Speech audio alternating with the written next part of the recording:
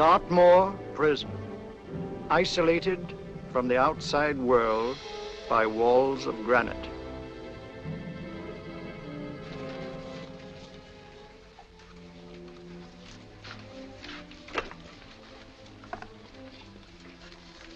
They say you could get out of here by merely telling what you know.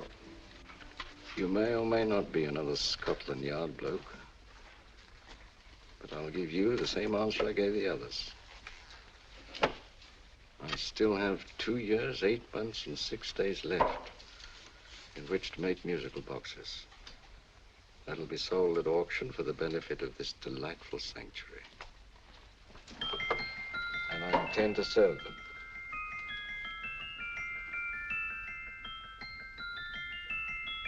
Move along. And now we come to the next object on our list, or I should say objects, because there are 3 of them. Now, ladies and gentlemen, these can be bought together or separately. Now, these beautiful little musical boxes only arrived this morning, and I didn't intend to put them on the auction block until later, but I'm going to sell them now. So, good friends, as our old pal Mark Antony used to say, lend me your ears. And what do you hear? Right. The beautiful tinkle tinkle of a musical box. What a lovely trinket. What a beautiful gift. Created and made by loving hands. A thing of beauty and utility. I was going to start with £5. It's a bargain, £5. Do I see hands? If there's a connoisseur in the house, will go £3 for it. £2. £1. 10 shillings. Thank you, sir. Ladies and gentlemen, 10 shillings is offered for a musical box you couldn't buy anywhere in London for less than £5. It'd be stealing to let it go for 10 shillings. Like taking milk from a baby. All right, we're selling for 10 shillings. 10 shillings, 10 shillings is offered, 10 shillings is offered, 10 shillings is offered. And anybody give me £1? Want to give me £1? Oh, won't someone give me £1? A pound, £1 is offered, £1 is offered, ladies and gentlemen, £1 is offered. It's against you, sir. Will you go to £2? We got a £2, sir. £2. £2 is offered. £2 is offered. Going once, twice, third and the last call. Sold to the gentleman for £2. Sorry, my dear. Now, ladies and gentlemen, comes the opportunity to purchase an exact duplicate of the beautiful little musical box just bought by this gentleman for the ridiculous low price of £2. Now, it's exactly the same. Exactly the same. Made with the same hands. You hear that? Isn't that lovely? That tinkle, tinkle, tinkle, tinkle. Sounds like Bow Bells to me, you know, with little angels pulling on the ropes, eh? Who'll give me £2 for it? Who'll start me with £2? Will anybody start me with £2? Oh, come, ladies and gentlemen. You know, from your enthusiasm, we might all be in Scotland instead of London. Please buy it for me, Daddy. £2, certainly not. We all might be in Scotland. Besides, I don't like his manner. £1, 10 shillings. £1. £1 is ours. £1 is offered. £1 is offered, going £1. Any advance? Going once, going twice, the third and the last call. Sold to the lady for £1. Smart bidding, my dear. Thank you. We come to the third and last of these beautiful little musical boxes. Exactly the same. Tinkle, tinkle. Isn't that lovely? Ladies and gentlemen, I don't bring you here to gull you and swindle you. This is the exact replica of those 2 I just sold before.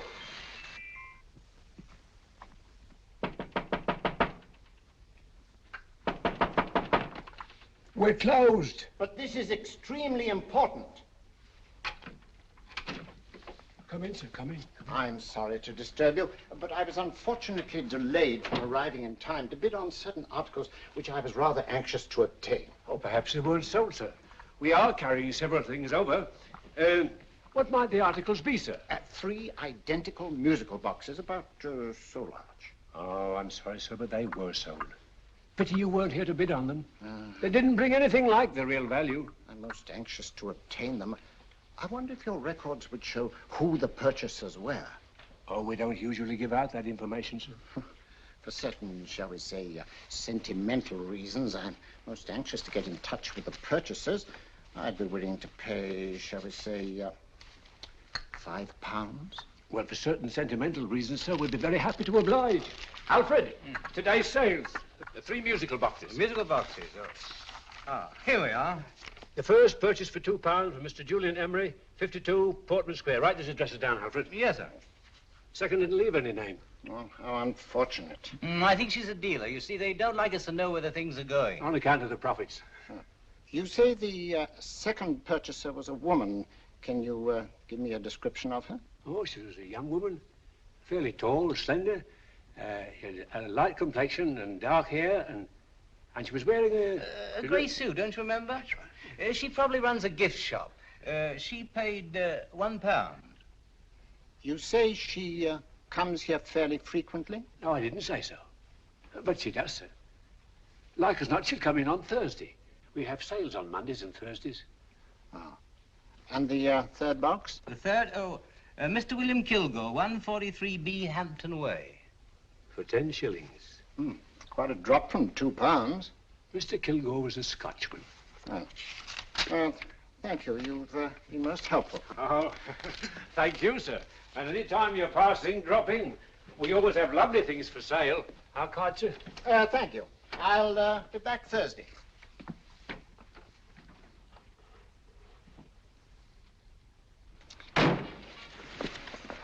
The message reached us too late. Musical boxes are being sold. Well, let's get out of here.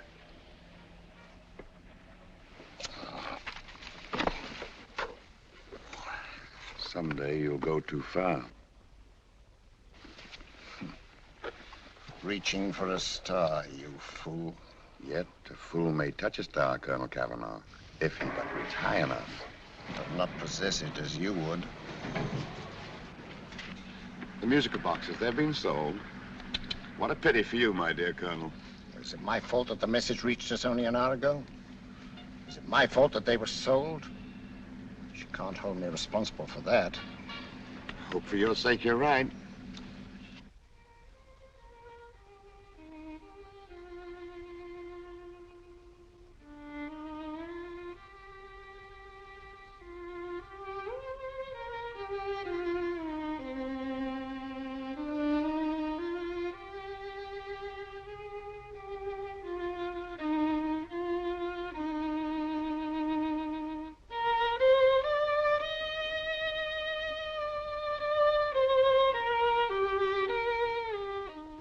Upon you tonight at 7:45, a gentleman who desires to consult you upon a matter of the very deepest moment.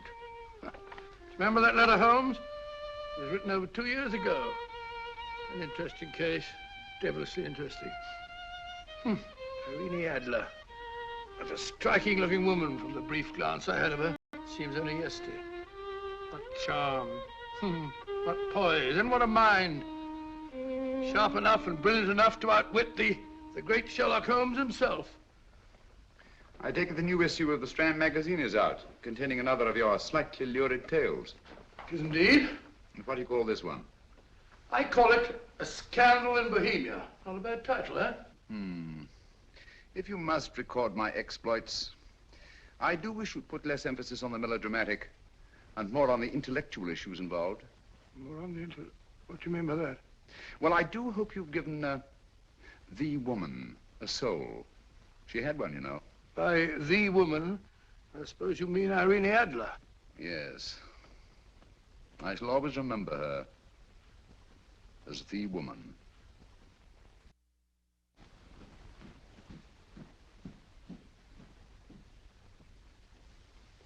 Come in. I think. That's it, old boy. How are you? How are you, old boy? I haven't seen you for years. I want you to meet my old friend Sherlock Holmes. Holmes, this is Stinky. In other words, Julian Emery. How do you do, Mr. Emery? Watson has often spoken of you. Has he? Yes, we were at school together. Yes, more years ago than I care to remember, but you didn't come in here just to remind me of that. No, I just happened to be in the neighborhood and saw your lights burning, so I took the liberty of looking you up. Still writing your mystery stuff? Yes, there's a new one out this week. Good, I never miss them. Oh, good, thanks. I say that bandage makes you look very interesting. Still poking your nose into other people's business as usual? Who hit you? I haven't the foggiest notion. Somebody knocked me on the head in my own living room, and then proceeded to commit the most idiotic burglary you ever heard of. Fellow must have been balmy as a coot. Balmy? Why? Come sit down, old boy. Would you You like a cup of tea? Huh? Oh, all right. I'll go and tell Mrs. Hudson about it. Yeah. Why do you say the robbery was idiotic, Mr. Emery? Oh, simply from the fact that with about £5,000 worth of musical boxes in my living room, the thief, who I caught in the act, made off with one that isn't even worth £5. I gather you're a collector of musical boxes. Yes, I am indeed. Some of them are very beautiful, but not the one that was stolen. The thief evidently grabbed the first thing that came to his hand when he heard me coming into the room. Still, it's rather odd, isn't it, that having disposed of you, he didn't pick up something more valuable. Was there anything unusual about the stolen box? No, nothing at all. No, I picked it up in the south of France, several years ago. You say you have many valuable music boxes, and yet the thief made off with one that isn't worth £5. Sounds like rather an intriguing little problem. Yes, well, I take it that he was just an ordinary petty thief and didn't know the value. That is a possible explanation, and yet I venture to say that the average petty thief has a more extensive knowledge of the value of objets d'art than the average collector. Well, anyway, that's Scotland Yard's theory. They didn't get very excited about it. That's consistent anyway. I wonder if I might see your collection, Mr. Emery. Oh, of course you could, yes. Nothing a collector likes more than showing off his trophies. When would it suit you? No time like the present. Good.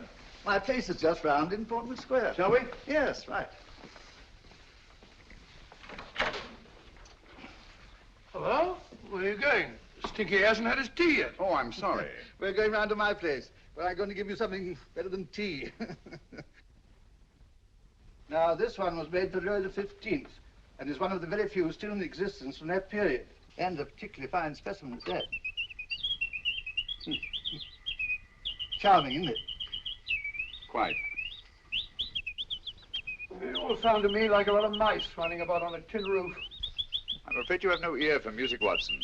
Give me a good old band playing a rousing march. You have all your silly little tweets.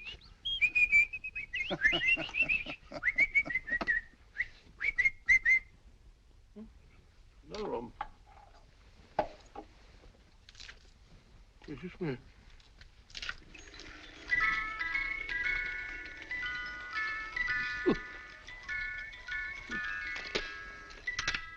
Stupid thing.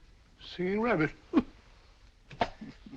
What would you say offhand is the value of a box like that, Mr. Emery? Well, it's hard to say offhand, but I think we'll bring about £500 or £600 today. It's the gem of my collection. Yet a thief who steals an oddity like a musical box passes up one worth £500 for one of almost no value at all. Odd. Very odd. What was the stolen box like, Mr. Emery? Oh, just a plain wooden box about so big. As a matter of fact, I have one over here almost exactly like it. I picked this up yesterday at an auction room in Knightsbridge. Paid only £2 for it. Of course, I wouldn't in the ordinary way add one like this to my collection, but the tune intrigued me. I'd never heard it before.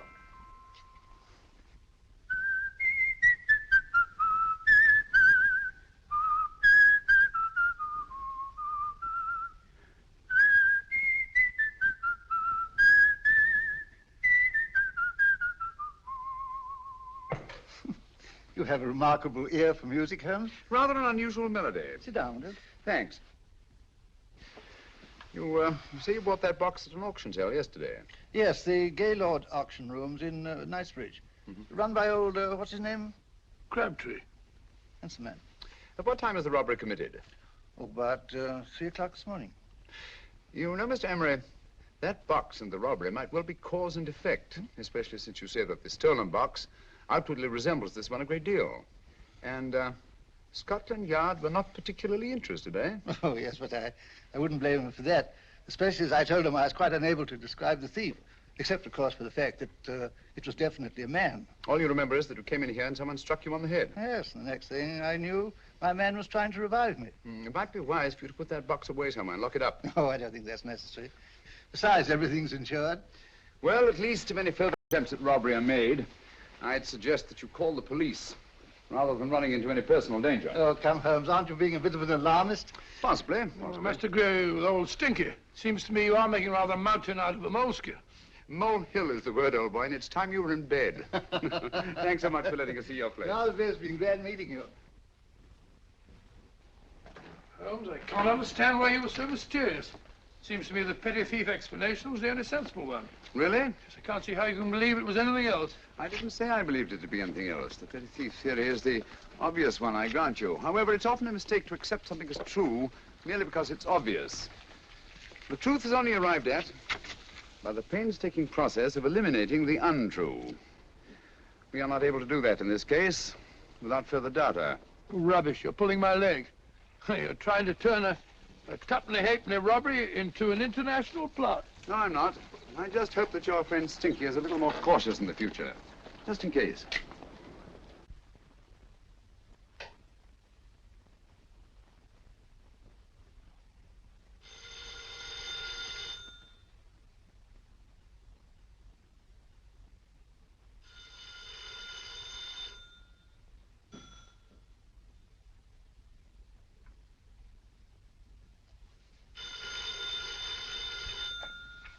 Hello? Yeah? Julian Emery here. Who? Why, of course I remember you, Mrs. Courtney. Yes, you're the one bright spot at that appallingly dull affair of Lady Sanford's. Huh? Of course it isn't too late to come round. Yes, I shall be delighted to give you a drink. I tell you what, come straight up and I'll leave the door unlatched. Right, well, 15 minutes? Good. I shall be counting each moment. No, I mean that, really. Right, goodbye.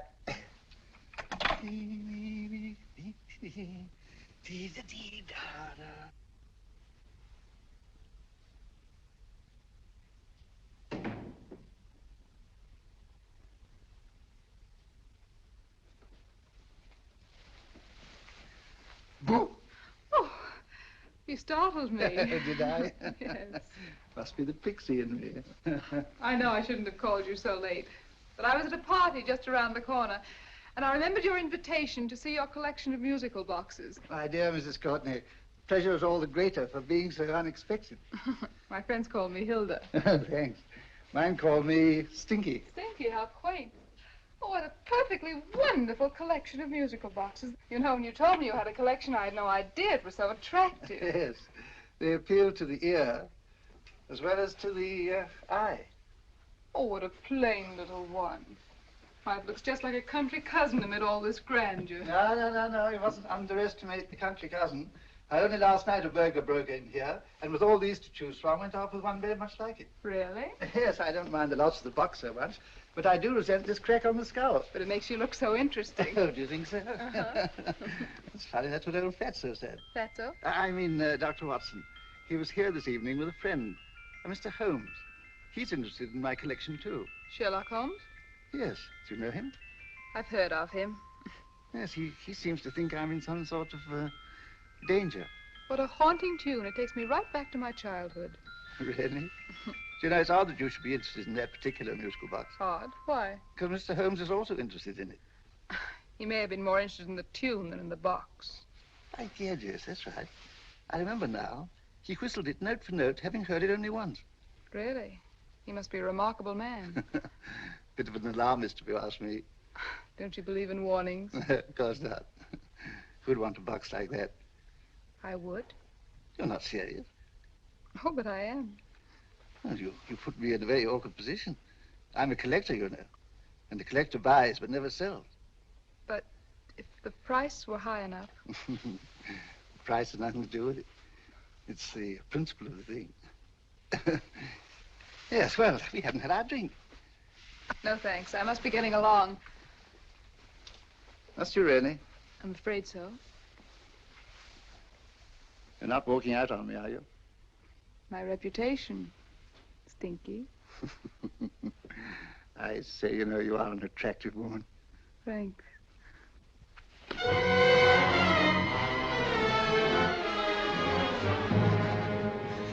You fool. I told you to wait outside. What did you have to kill him for? All I had to do was walk out with this. He held you in his arms. Don't touch him. Don't touch anything. Now get out. I'm sorry. You're sorry. What about me? This is murder. What about Scotland Yard? What about Sherlock Holmes? Now get out!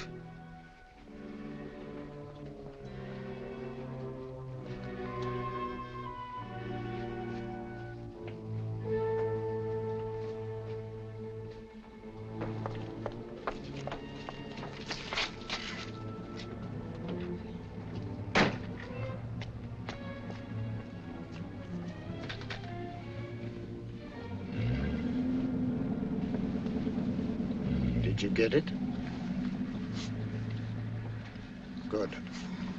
Did you have any trouble with him? Just a matter of murder. Ah, Mr. Holmes. Hopkins? Thanks for coming so promptly.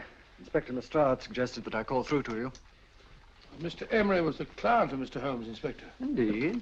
You didn't mention that when I telephoned you, Mr. Holmes. Well, not exactly a client, Inspector. Sergeant Thompson?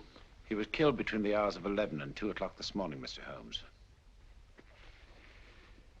Must have been someone he knew, someone of whom he had no suspicion. Poor old Stinky. It's all my fault. I should have prevented this. Well, it's no time to start talking about that now, Doctor. Apparently it's gone. That's the second attempt on the musical box that Emery bought at the auction sale. And this time it was successful. But that box was only worth £2. It was worth a man's life, Watson. I think we'd better pay a visit to Gaylord's auction room and that fellow Crabtree. Inspector, may I suggest that you make a complete search of this flat for a small, plain, musical box about that size? Thank you. Come on, Watson. You say the first box went to Mr. Julian Emery. The second to Mr. Kilgore, 143B Hampton Way. And the third to the unidentified young lady who presumably has a shop and lives near Golders Green. That's right, Mr. Holmes. Isn't it rather strange, Mr. Crabtree, that you should have had 3 identical musical boxes all playing the same tune? Where'd they come from? Dartmoor Prison. Dartmoor? Yeah, we get a regular shipment from there every month. The inmates manufacture them. Well, they make all kinds of things, you know, pipe racks, waste paper baskets, musical boxes. Did you happen to notice if anyone showed any particular interest during the auction in the purchasers of these 3 boxes? Oh, come now, Mr. Crabtree. This is very literally a matter of life and death. Well, since you put it that way, Mr. Holmes, there was a gentleman came in here about an hour after closing time, and he was in an awful state, he was. He gave me £5 to tell him where the boxes had gone to. He said they had a sentimental value for him, sir. Expensive sentiment. Can you describe him? He was tall, distinguished looking, and he had grey hair and a moustache. Oh, he was quite a gentleman, sir. What was his reaction when you were unable to supply him with the address of the young lady who owned the shop? I told him the young lady usually come back on Thursday. He said he'd come back on Thursday. Now, that's tomorrow. Thank you, Mr. Crabtree. You've been very helpful. Thank you. Come along, Watson. Where are we going now, Holmes? To the home of Mr. Kilgore, the man who bought the 3rd box.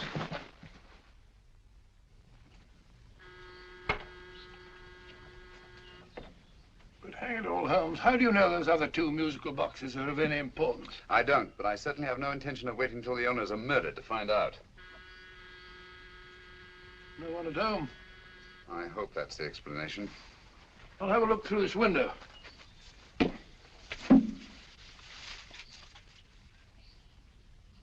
Doesn't seem to be anyone there. The whole place seems deserted as far as I can see. Yes. Mr. and Mrs. Kilgore at home? No. When do you expect them? Oh, in an hour or so. There's no use your hanging about. They don't buy nothing from peddlers. Peddlers? My good woman, this is Mr. Sherlock Holmes. Sherlock Holmes? Oh, go on. Do you mind if we come in and wait? My business is rather urgent. Well, I've got to go out and do my shopping. And I don't know as Mrs. Kilgore like any strangers nosing about. Quite all right, I assure you. Well, I've got to be off. You 2 wait in the parlor. And no smoking either. Mrs. Kilgore says it smells up the house. Funny old girl, Holmes.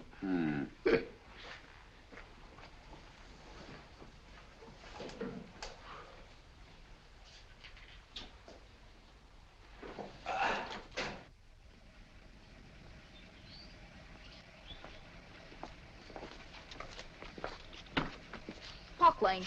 Park Lane? And what would the likes of you be doing in Park Lane? Now, don't worry about the fare, Ducky. If you knows how to get to Park Lane, up it.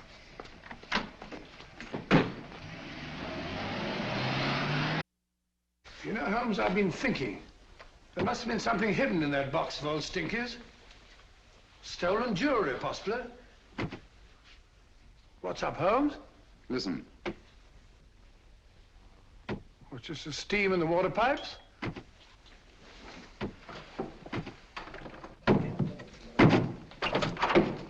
Watson! Great Scott! Come on, Holmes.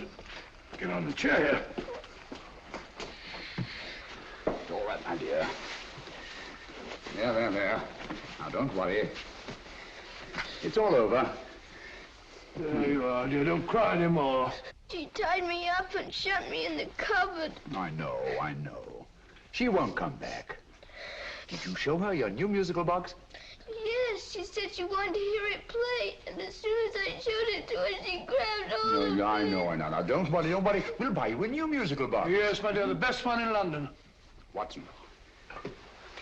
Oh, what a fool I've been. What do you mean, Holmes? She took the musical box out of this house in that market basket, right under our very noses. Why could the Kilgore charwoman want to take the music box? She isn't the Kilgore charwoman. She's a consummate actress. An extremely clever, unscrupulous woman who will stop at nothing. Take care of the child, will you, Wolfella, till our parents get back.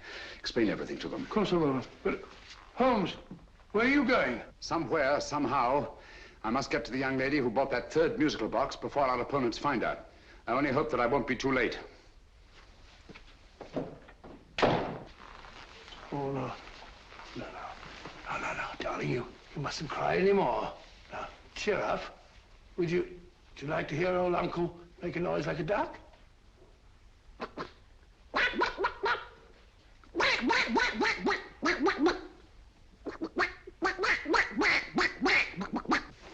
Oh, sorry.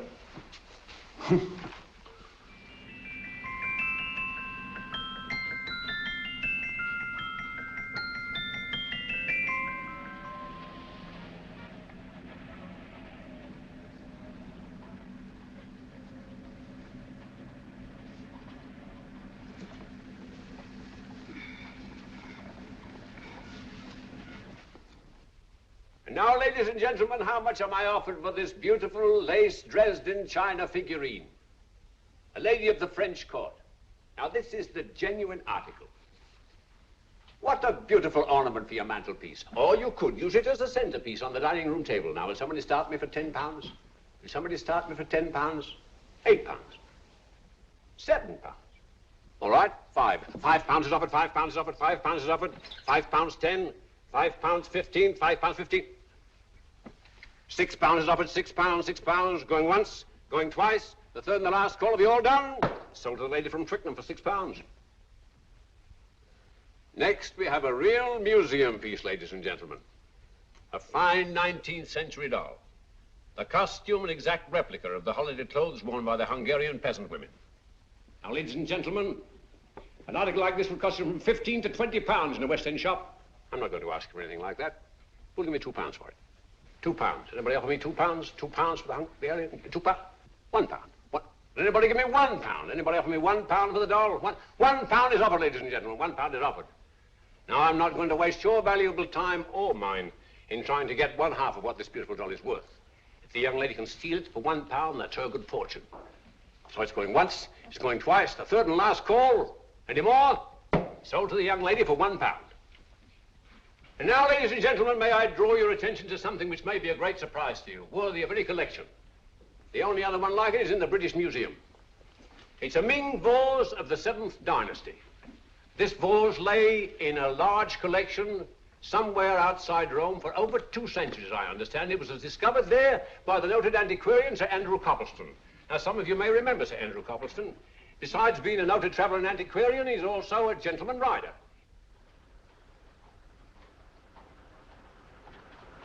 The girl with the parcel in her hands, that's her. Are you sure that's the girl? Well, she fits perfectly the auctioneer's description. Follow her, Hamid.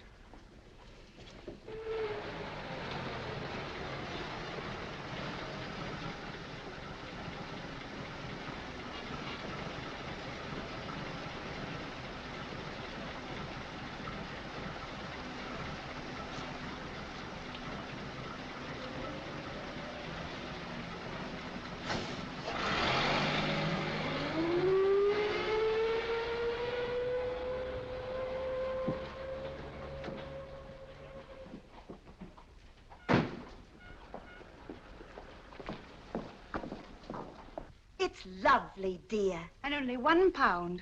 We can get at least 3 for it. Easily. I'll go make some tea. I could do with a cup. Right. Good afternoon. Good afternoon. I'm looking for a birthday gift for a 7-year-old girl. What would you suggest? We have some lovely dolls. Now, this Hungarian I think peasant- she has enough dolls already. Books are always welcome. Well, I'm looking for something a little different. Well, that's rather cute. What is it? Oh, that's a musical box. Children always love them. And this is an exceptionally nice one. It plays many tunes.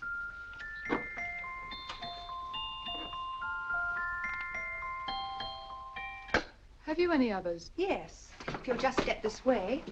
I have only 2 left.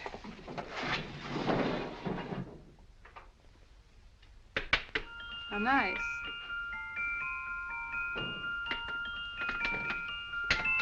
Are you sure this is all you have? I'm sorry. They're rather hard to find, you know. That's our entire allotment. I did have one other, but I sold it earlier this afternoon. But it was only a plain wooden one. It wouldn't have been a very nice gift for a child. Really? Do you happen to know who the purchaser was? Why, yes. He left his card, just in case anyone should inquire for him.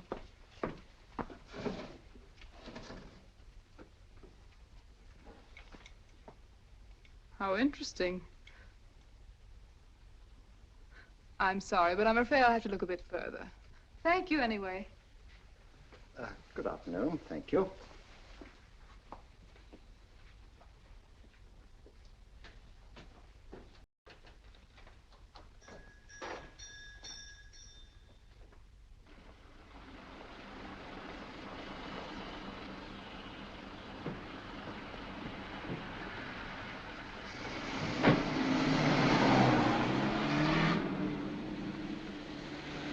Heavy!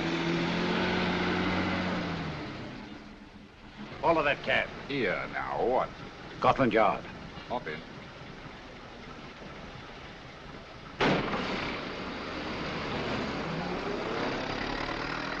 Sherlock Holmes. I might have known. We thought we were the hunters, instead of which we're the hunted. We've been fools. We played right into his hands.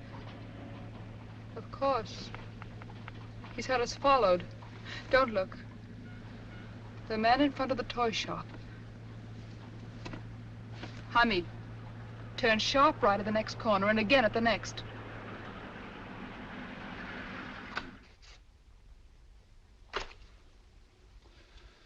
No photograph of her, Commissioner, as I expected. She's not a known criminal. But how do you expect to know if you do find her? After all, she was disguised as a charwoman. Don't worry, old fellow. If I ever see her again, I'll recognize her. Well, it won't be long till we know who they are and from where they operate. Who's covering them? Sergeant Thompson's following them, sir. They won't get away from him. He's a good man. We could have arrested them at Clifford's toy shop if we had any proof. But we know that they killed Emery. Proof, my dear fellow. We must have proof. We have x-rayed it, sir. There's nothing whatever concealed in the box. We'll have a look at the plates.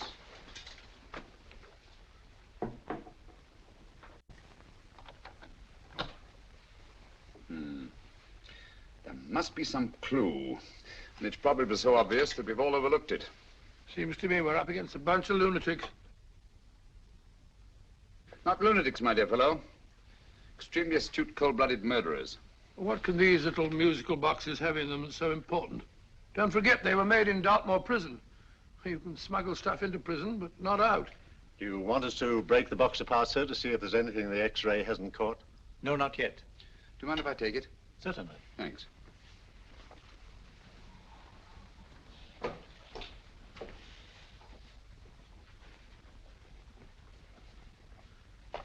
The governor of Dartmoor Prison informed us, sir, in answer to Mr. Holmes' question, that all 3 musical boxes were made by the same convict, John Davidson, serving a 7-year term, sir. Davidson? The Bank of England plates. That'll be all. Yes, sir.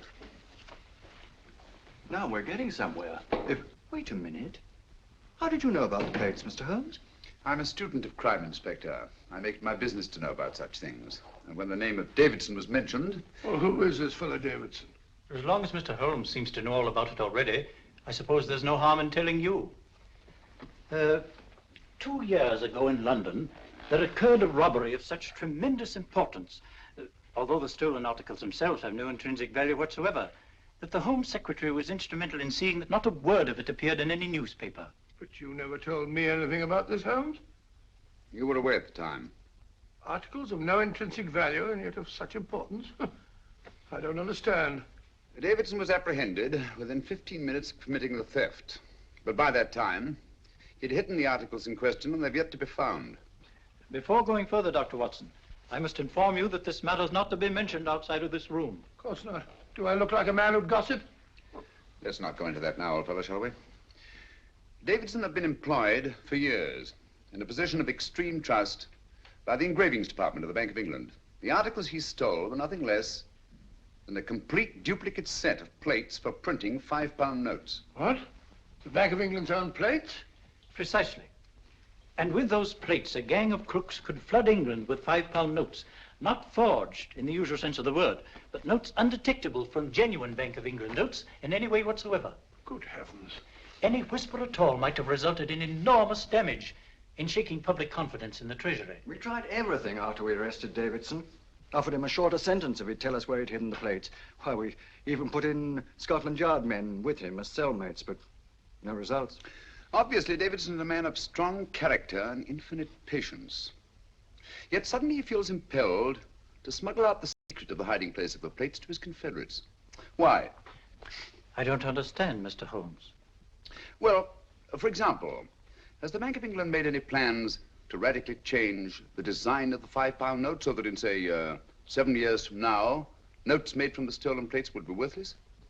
Confidentially, Mr. Holmes, such a move was discussed. But replacing all the £5 notes in circulation would be such a Herculean task that nothing's been done about it as yet. I see. Of course, there is another possible explanation. Davidson didn't have much time to find a hiding place before he was captured. He may be afraid that the plates will be accidentally discovered before he's released. Hence his anxiety to communicate their whereabouts to his confederates as soon as possible. I believe you've hit it, Mr. Holmes. I'm sure that the message is contained in this musical box. Or rather, in all 3 musical boxes, since possession of all 3 seems to be essential. Our opponents have 2/3 of the puzzle, we have 1/3. Well, what are you going to do, Holmes? Try to deduce the message from the 1/3 that we have.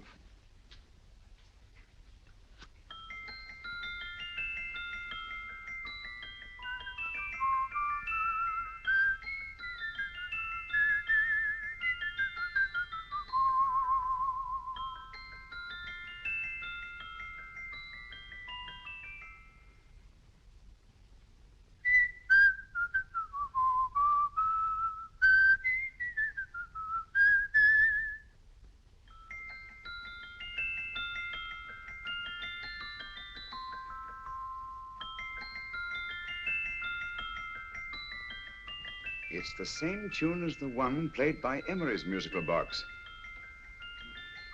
And yet it's different. Sounds the same to me. The tune. Somehow the tune is the key to the mystery. It must be the tune. Otherwise, why use 3 musical boxes to convey the message? Why not collar boxes or shoe boxes? Yes? Oh. It's for you, Inspector. Oh, thank you, sir. Inspector Hopkins speaking. What? Where? Golders Green Station reports they've just found Sergeant Thompson's body. From the tire marks on his clothes, he was apparently run over by a taxi. What an unfortunate accident. Not an accident, my dear fellow. I'm afraid it's murder. Never know just who you're going to meet when you're walking down a busy London street. Mrs. Hawkins, Mrs. Brown, any subject of the crowd. Oh, you never know just who you're going to meet. So you better hold your topper in your hand, just in case you meet a lady on the Strand. Girls will think you're kind of sweet, and your day will be complete. Oh, you never know just who you're going to meet. Now, a gentleman is judged by his appearance. Yes, a gentleman is judged by how he talks. Now, he's much better off when he's acting like a toff, especially if he's taking him a walk. What on earth is this outlandish place? A rendezvous for actors. Actors? Buskers, old boy. You've seen them 1,000 times. Actors who entertain the queues, waiting outside theaters. Who you're going to meet when you're walking down a busy London street.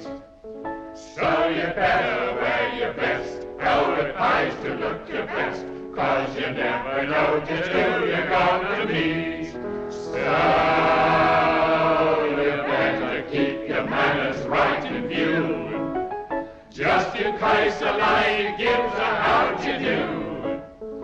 Keep your trousers in a pleat, shine your shoes and keep them neat, 'cause you never know just who you're going to meet. Blimey. Mr. Holmes. How are you, Joe? Never met him. And yourself? Fine, thank you. I want you to meet a friend of mine, Dr. Watson, Joe Sisto. Oh, well, any friend of Mr. Holmes is a friend of mine. Hi, Joe. He did me a good turn once that I'll never forget. Yes, I cleared Joe of a most unpleasant charge. Murder, no less. Oh, really? By proving to the satisfaction of the police that he was busy at the time blowing open someone's safe. That's right, Governor. Good gracious me. Joe, now you can help me. Come on, buzz off, buzz off. Come on, up it, up it. Can't a gentleman have some peace and quiet around here? And you too. There you are, Mr. Holmes. Now we can have some peace and quiet around here. Thank you, Joe. There's £5 in this for you. Well, I wouldn't want to take it on myself, sir, but I can get somebody to do it for you for half of that. You don't know what the job is yet. For £5?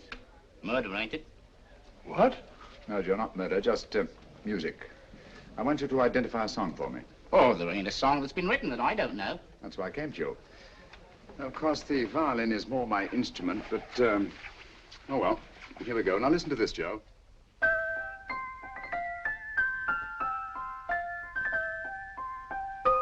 Wait a minute. You're playing that wrong. That should be E natural, not E flat.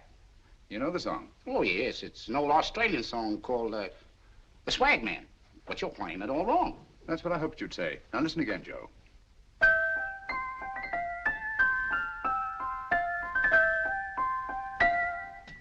That's the same tune, all right, but you're making different mistakes than you did the first time. No, not mistakes, Joe. Call them variations. Here, play the song for me, will you, the way it's written.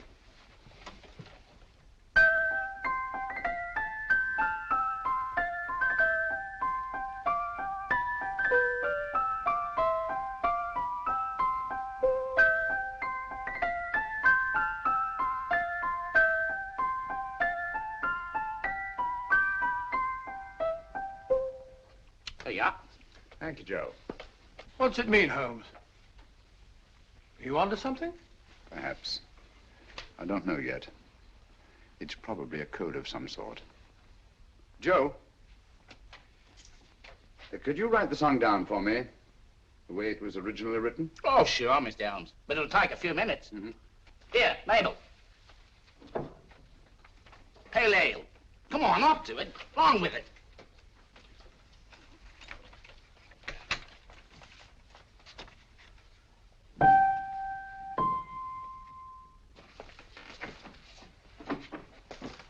Well, obviously it isn't the lyrics. No combination of those words made any sense at all. The variations in the way Emery's musical box played the tune are different from the variations in the one we have. You sure? Quite. You see, I took the trouble to memorize the tune as played by Emery's box that night we were with him in his flat. Holmes, you amaze me. Elementary, my dear fellow. One of the first principles in solving crime is never to disregard anything, no matter how trivial. But why are 3 boxes? Why not 1? Because the message was obviously too long to be conveyed by any one variation. Then there's the 3rd box, the one that woman took from the Kilgores. That contains yet another set of variations. Yes, well, it's all beyond me. Well, all we have to do now is to find the secret of the variations. Not a very easy problem to solve, my dear fellow.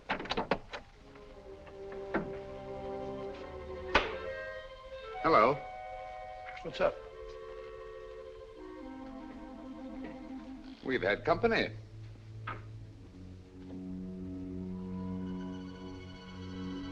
I say, this is outrageous. Ask Mrs. Hudson to come in here, will you? Right.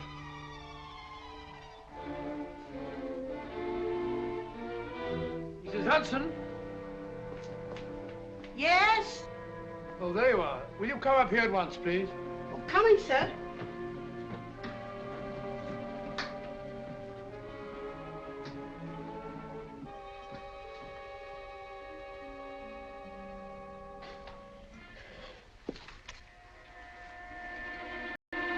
Mercy me, Mr. Holmes.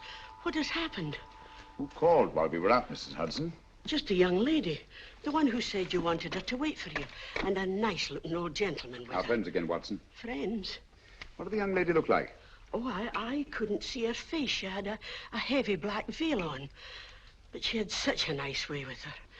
Oh, I'm sorry, Mr. Holmes, if I've done anything wrong. But you did say I should always let clients come in and wait for you. Don't worry, Mrs. Hudson, don't worry. You had no way of knowing. It's quite all right, quite all right. Now, don't worry, Mrs. Hudson. Don't worry. Well, where on earth's the musical box? They didn't get it. Didn't get it? Where is it? It's in your hand. Huh? In that biscuit jar. Take the biscuits off the top. Now put your hand inside, and you'll find the music box. Well done, Holmes. Well done. Amazing.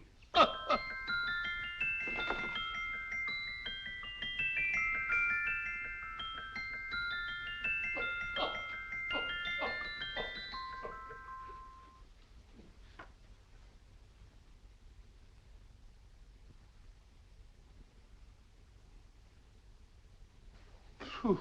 Nice fresh smell. Like a pub after closing time.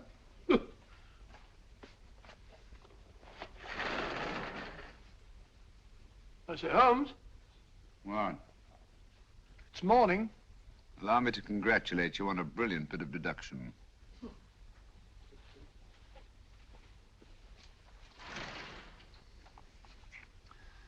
It's not a transposition, not a polygraph transposition, not a trigraph, nor any known form of decoding.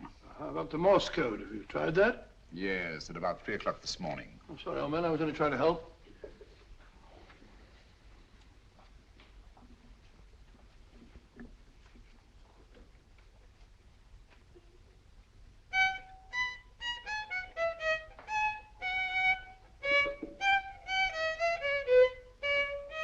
Oh, do me a favor. Not again. Must have heard that thing 1,000 times. Kept me awake all night.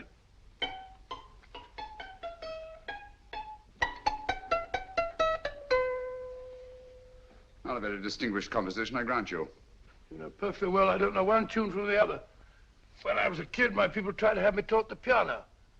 I've always felt sorry for that old teacher of mine. The poor old girl finally reached the point of numbering the keys for me. 1, 2, 3, 4. Even then, I never progressed beyond it. Numbering the keys, Watson.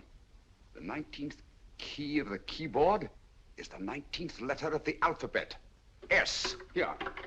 Write this down when I give it to you, old fellow, will you? The first altered note. Write S first. Now, the 8th key is H. The 5th key, E. The 12th key, L. The 6th key, F. S-H-E-L-F. Shelf. Your piano lessons were not in vain, old fellow. You've solved it. Thank you. Thanks, old bean. Hold it. We now have 2/3 of the message. Behind books, third shelf, secretary, Dr. S. Presumably, these are the first and second portions of the message.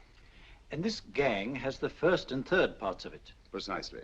Then it's a stalemate? Yes, Commissioner, but we can't leave it like that.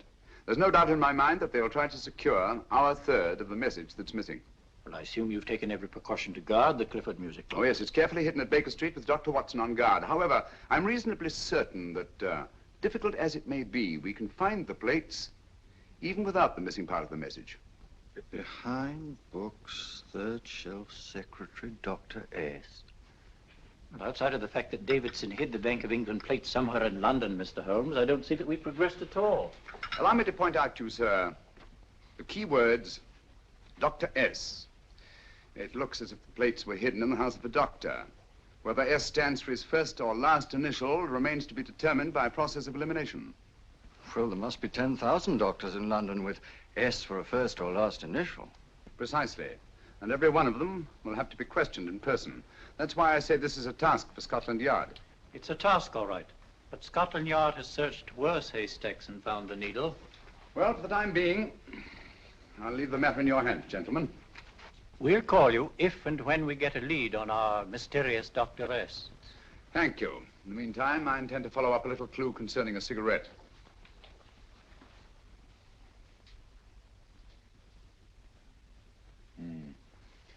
You're certain of the identification of the tobacco? Absolutely. I have made up this special blend for only 3 customers. It is almost pure Egyptian, with admixture of latakia for added body, and a pinch of perique. Merely a whisper, as one might say, for elusive fragrance. Yes. And the 3 customers? Major Wilson in Bombay, India. Mrs. Catherine Leamington Smith in Ireland. Yes, and the 3rd? Mrs. Hilda Courtney of Park Mansions, Bryanston Square. Thank you. Thank you very much. You've been most helpful. It is a pleasure to have been of service, Mr. Holmes.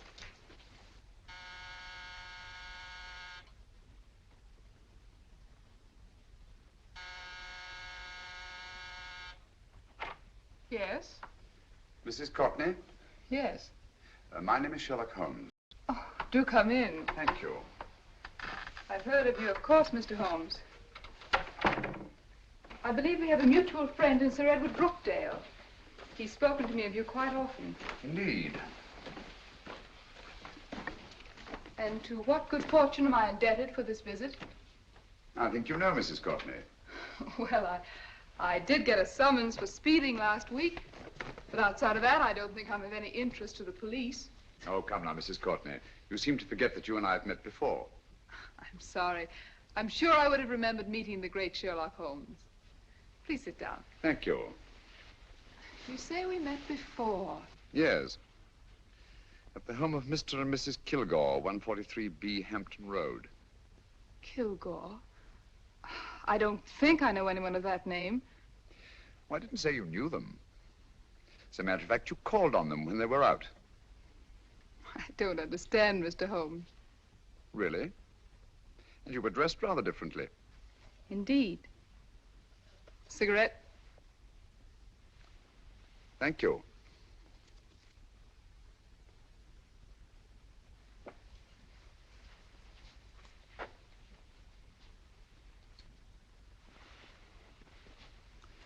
Thank you.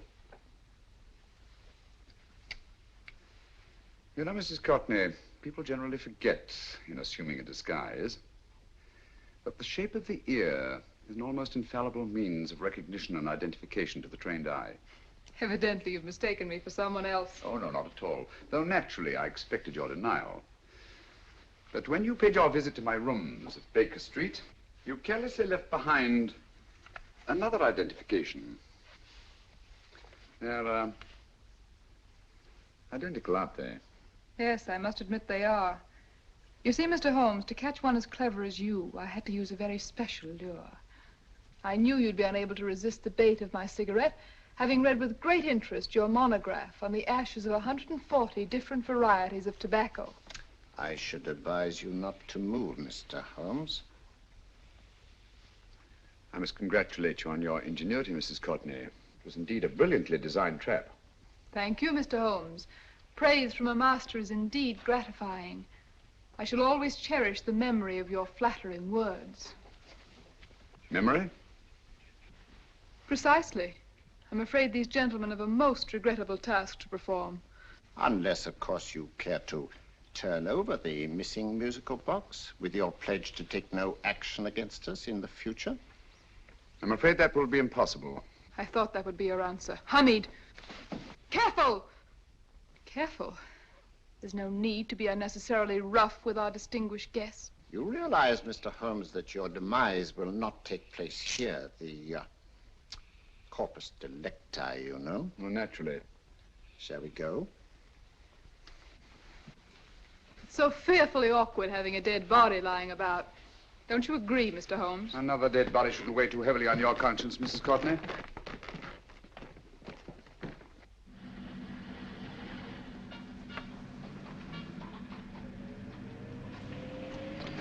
You mind if I have a cigarette? Ah, don't see why not.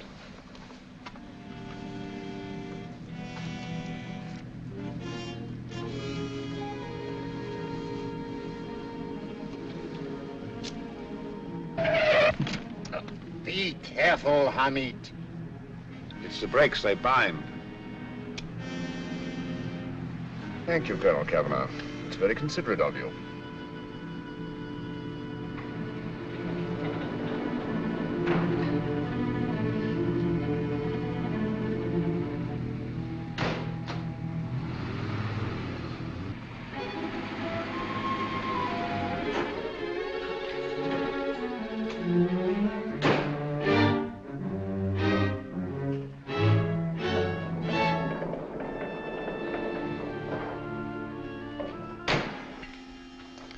You'll be happy to know, Mr. Holmes, that your death will be a painless one.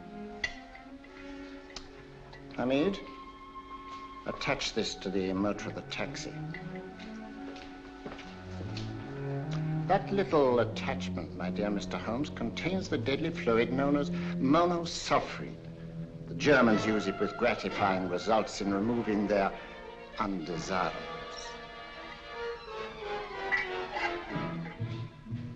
Start the motor.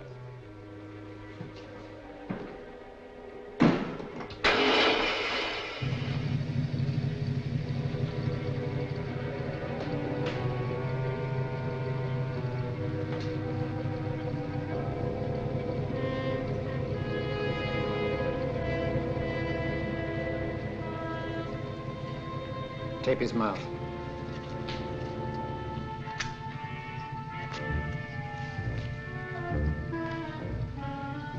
Now, up with him, Hamid.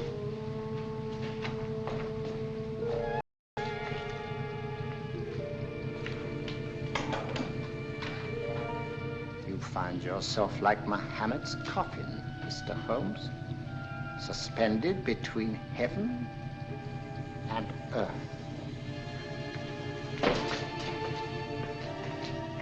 Plenty of fuel in the tank? Good. It would be too bad to have anything go wrong through so simple an oversight.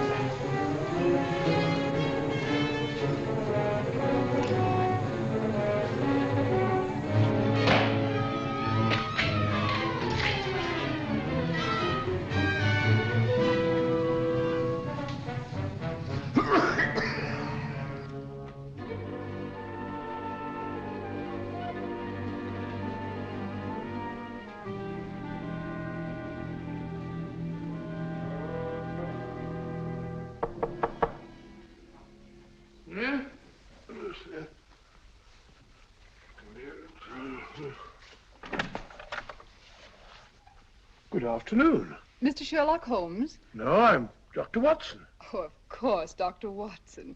How stupid of me. Oh, so this is stupid of me.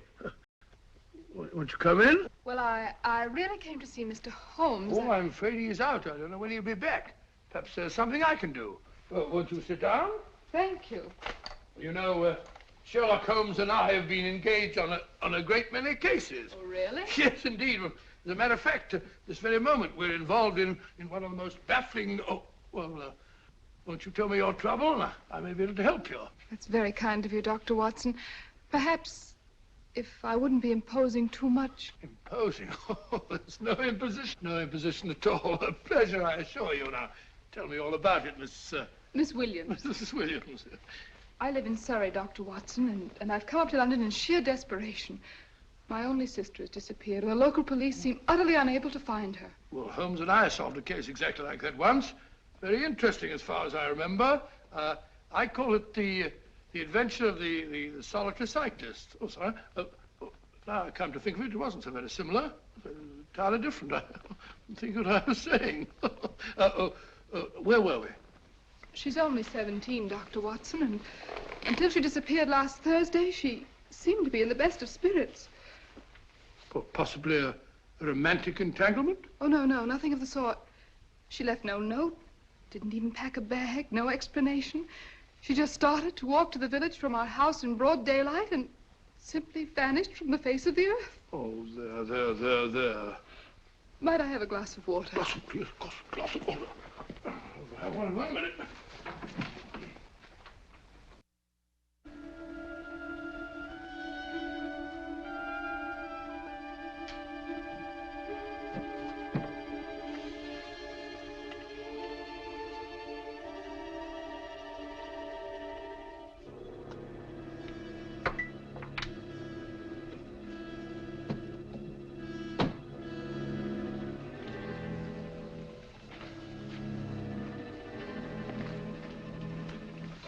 There you are, my dear. Thank you, Dr. Watson. No, you're not to cry anymore. You must pull yourself together. Oh, I feel much better already knowing that you're going to help me. Oh, Dr. Watson, look! Good heavens! Get through the fire brigade, quickly!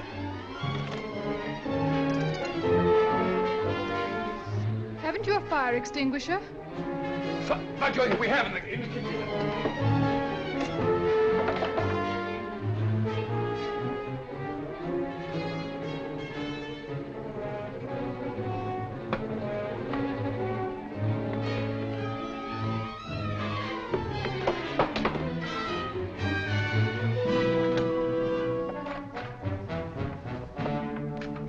Don't you worry, Miss Williams. We'll have this thing out in no time.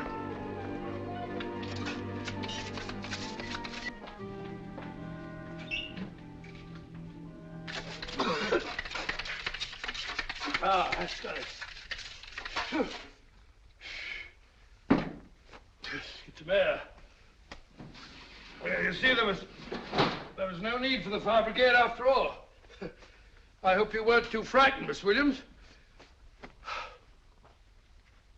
Oh, gone. That's the trouble with women. They always lose their heads in an emergency. Well...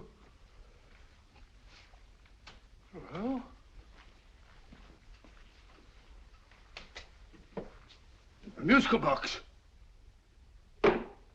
Great Scott! Miss Williams!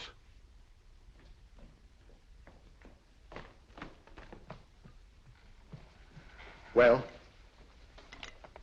Good. And Holmes? By now, Mr. Holmes has no doubt exchanged his violin for a harp. Always assuming that heaven is his destination. Yeah. And now that we have the missing musical box.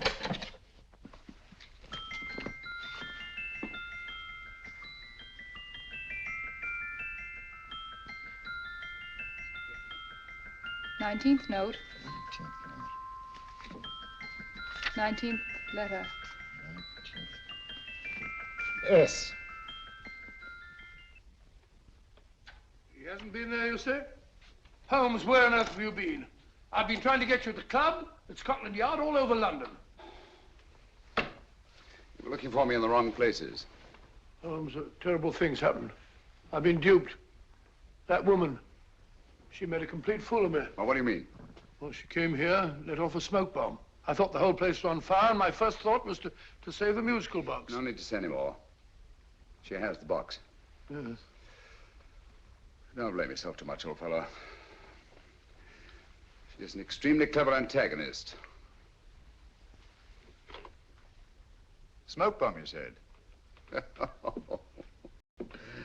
Well, you can console yourself with the thought that your charming friend is at least a reader of yours. What do you mean? If I remember correctly, you wrote about my little experiment with smoke and the cry of fire in a story you entitled A Scandal in Bohemia, which has just appeared in the Strand magazine. All right, old boy. Don't rub it in. Well, it may cheer you up to know that you made a fool of me, too. That cigarette stub was planted here for one express purpose. You're going to bandaging around this place. Bandaging? What's the matter, Holmes? You hurt? Explanations will have to wait until later. At the moment, we're faced with a problem which I fear is insurmountable. Come over here, old boy, will you? Right. Our opponents are in possession of all three parts of the code. And here are we, while the Bank of England plates pass into their possession. Cheer up, old fellow, cheer up. As Dr. Samuel Johnson once said, there's no problem the mind of man can set that the mind of man cannot solve. What's that, old fellow? I was just quoting Dr. Samuel Johnson. He said there is Thank you, Watson. Thank you. Leaving the front reception room, we come into the main hall, where Dr. Johnson was in the habit of passing through to have his meager meals in the dining room opposite, in company with his friend and biographer, James Boswell. We will now pass up the stairway, which remains in its natural wood finish, just as it was when the good doctor was here. The framed etching on the wall is believed to have been presented to Dr. Johnson by the distinguished painter, Sir Joshua Reynolds. I've been told here that picture was given in by Mrs. Thrale, and it's definitely not a Reynolds. Is that important, my dear? Oh, I'm sorry. This way, ladies and gentlemen, please, this way. Move along, children, move along. The secretary's not on this floor. Patience, Hamid. I have a feeling My that... dear Colonel, with Sherlock Holmes out of the way, what could go wrong?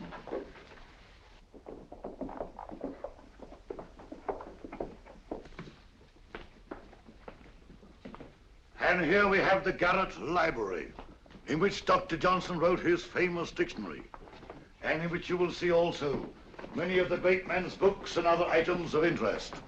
Step forward, ladies and gentlemen, please, step forward. Standing in the corner is the secretary, which contains many of the original works by the literary genius. On this table, Dr. Johnson's cat, Hodge, used to sleep while his master worked. A strange thing about this cat, ladies and gentlemen, was its love of oysters. They do say that the dear doctor often went hungry to find the cat that delicacy. What a pity. Now we will visit the grain room, which is immediately below us, in which you will see the very bed in which Dr. Johnson died. What did he die of? Gout. Just gout. This way, ladies and gentlemen. Mind the steps, please.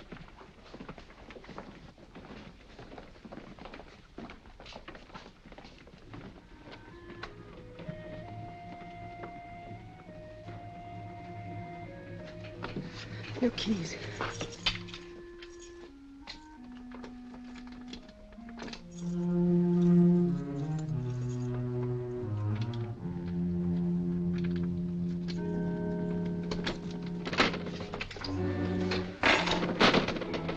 Third shelf up.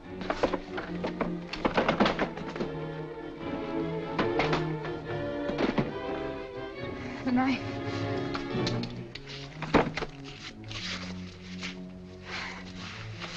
Gentlemen, the Bank of England plates. Well, Mrs. Courtney, so we meet again. No, I shouldn't do that if I were you, Colonel Cavanaugh. I must congratulate you, Mr. Holmes. You're far more clever than I thought. Thank you, Mrs. Courtney. Praise from you is indeed gratifying. I shall always cherish the memory of your flattering words. Memory? Oh, thank you. And now I have a most regrettable task to perform.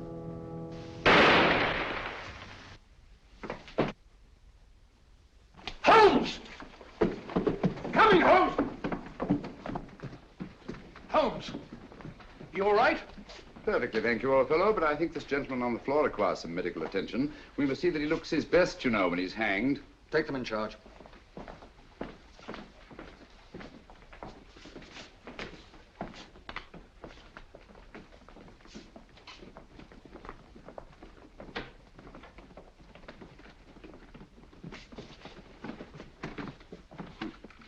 A brilliant antagonist.